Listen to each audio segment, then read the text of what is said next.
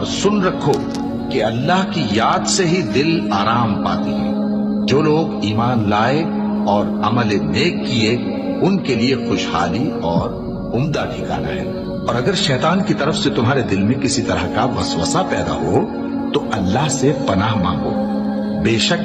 وہ سننے والا ہے، سب کچھ جاننے والا ہے۔ جو لوگ پرہیزگار ہیں جب ان کو شیطان کی طرف سے کوئی وسوسہ پیدا ہوتا ہے تو چونک پڑتے ہیں اور دل کی آنکھیں کھول کر دیکھنے لگتے ہیں، اور جب قرآن پڑھا جائے تو توجہ سے سنا کرو اور خاموش رہا کرو تاکہ تم پر رحم کیا جائے، اور اپنے پروردگار کو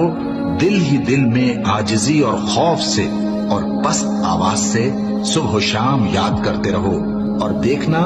غافل نہ ہونا۔ پھر جب تم یہ نماز تمام کر چکو تو کھڑے اور بیٹھے اور لیٹے ہر حالت میں اللہ کو یاد کرو۔ پھر جب تم مطمئن ہو جاؤ تو پورے آداب کے ساتھ